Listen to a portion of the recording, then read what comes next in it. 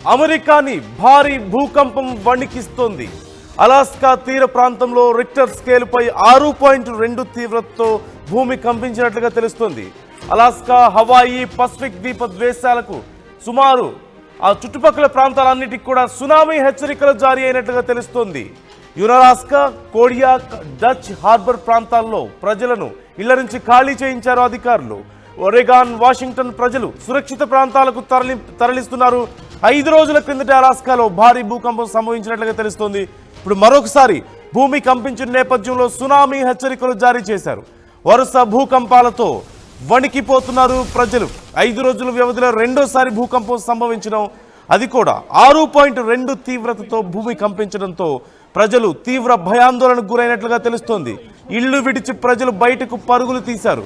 ఇప్పటికే అక్కడ అధికారులు సహాయక చర్యలు చేపట్టారు. ప్రజలను సురక్షిత ప్రాంతాలకు తరలిస్తున్నట్లుగా తెలుస్తోంది. అలాగే వాషింగ్టన్ ప్రజలు సురక్షిత ప్రాంతాలకు వెళ్తున్నారు. ఒరెగాన్ను కూడా పూర్తిగా ఖాళీ చేయిస్తున్నట్లుగా తెలుస్తోంది. మరోవైపు అలాస్కా, హవాయి, పసిఫిక్ ద్వీప దేశాలకు సునామీ హెచ్చరికలు జారీ చేసినట్లుగా తెలుస్తోంది. భూమి భారీగా కంపిస్తున్న తరుణంలో సునామీ వచ్చే ప్రమాదం ఉందంటూ అధికారులు హెచ్చరికలు జారీ చేశారు. వరుసగా ఇలా న్యాచురల్ డిజాస్టర్స్తో అమెరికా అల్లాడుతోంది.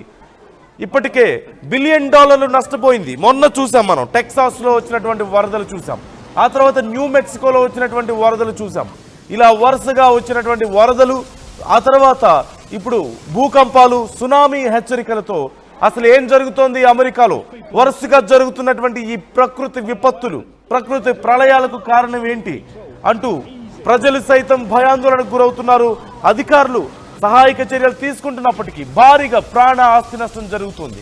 మొన్న వచ్చినటువంటి వరదలకు, టెక్సాస్లో, న్యూ మెక్సికోలో వచ్చినటువంటి వరదలకు $1 బిలియన్ నష్టపోయింది అమెరికా. ఈ నేపథ్యంలో ఇప్పుడు వచ్చినటువంటి 6.2 తీవ్రతతో నమోదైనటువంటి భూకంపంతో అమెరికా మరింత నష్టపోతోంది.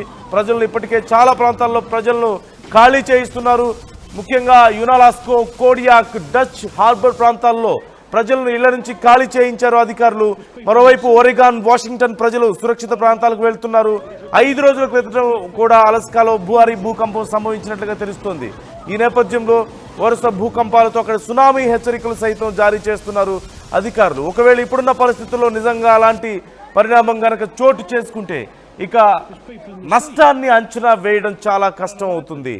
ముఖ్యంగా అలాస్కా, హవాయి, పసిఫిక్ ద్వీపాలు, ఈ 3 ప్రాంతాలకు సునామీ హెచ్చరికలు జారీ చేసినట్లుగా తెలుస్తుంది. 6.2 తీవ్రత అంటే ఖచ్చితంగా భారీ నష్టాన్ని మిగిల్చే అవకాశం ఉంటుంది. సహజంగా 4 నుంచి 5 మధ్యలో భూమి ప్రకంపిస్తేనే చాలా ప్రాంతాల్లో ఇళ్లు కూలిపోవడాన్ని మనం చూస్తూ ఉంటాం, చాలా నష్టం జరగడాన్ని మనం చూస్తుంటాం. అలాంటిది 6, అంతకు మించి 6 నుంచి 7 మధ్యలో తీవ్రత నమోదైంది అంటే ఖచ్చితంగా భారీ నష్టం వాటిల్లే అవకాశం ఉంటుంది. మరోవైపు ఈ మధ్య కాలంలో వచ్చినటువంటి భారీ వరదలతో అమెరికా ఇప్పుడే అతలాకుతలమైంది. ఇప్పుడిప్పుడే అక్కడ ప్రాంతాల్లో తిరిగి సాధారణ పరిస్థితులు నెలకొంటున్నాయి. టెక్సాస్లో మనం చూసాం భారీ వరదలు.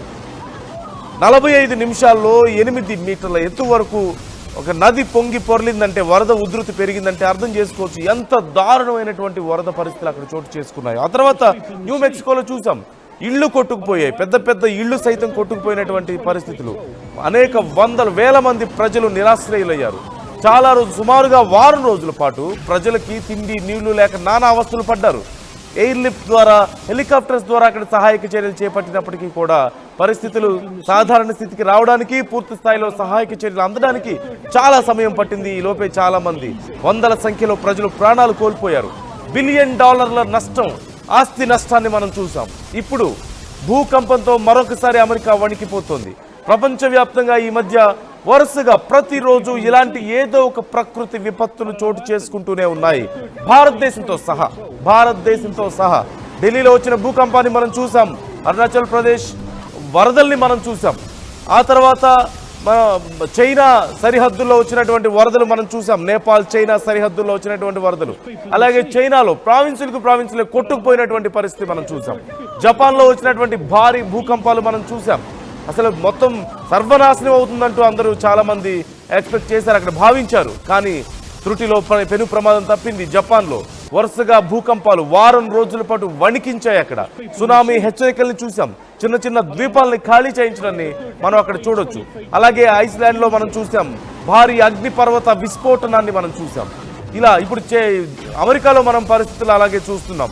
ఇలా వరుసబెట్టి ప్రపంచ దేశాల్లో అగ్రదేశాల్లో సైతం వరుసబెట్టి ప్రకృతి విపత్తులు సంభవిస్తున్న నేపథ్యంలో ఇలాంటి విషయాల్లో ప్రజలకి రోజు రోజుకి ఏదో భయాందోళన పెరుగుతుందనే చెప్పాలి. ప్రపంచవ్యాప్తంగా ఇలాంటి ప్రకృతి విపత్తులకు కారణం ఏంటి? వరదలను ఎందుకు అంచనా వేయలేకపోతున్నారు? వర్షాలు ఏ స్థాయిలో కురుస్తాయో ఎందుకు అంచనా వేయలేకపోతున్నారు అనేది ఒక కీలకమైనటువంటి అంశం. అంటే అంచనాలకు మించి ప్రకృతి ప్రకోపిస్తున్నటువంటి తీరు మనం చూస్తున్నాం. ఈ నేపథ్యంలో అమెరికా ముఖ్యంగా వరుసగా ఏదో ఒక న్యాచురల్ డిజాస్టర్తో అల్లాడిపోతుంది. ప్రజలు తల్లడిల్లిపోతున్నటువంటి పరిస్థితి మనకు కనిపిస్తుంది. భారీగా ప్రాణ నష్టం, భారీగా ఆస్తి నష్టం, బిలియన్ డాలర్ల నష్టాన్ని మనం చూస్తున్నాం. ఓవైపు అమెరికా, ప్రపంచ దేశాలన్నీ కూడా చాలా దేశాలు యుద్ధాలతో సతమతం అవుతుంటే అమెరికా మాత్రం ఈ న్యాచురల్ డిజాస్టర్స్తో సతమతం అవ్వాల్సినటువంటి పరిస్థితి కూడా మనకు కనిపిస్తుంది. ఇలా వరుసగా చూస్తూనే ఉన్నాం.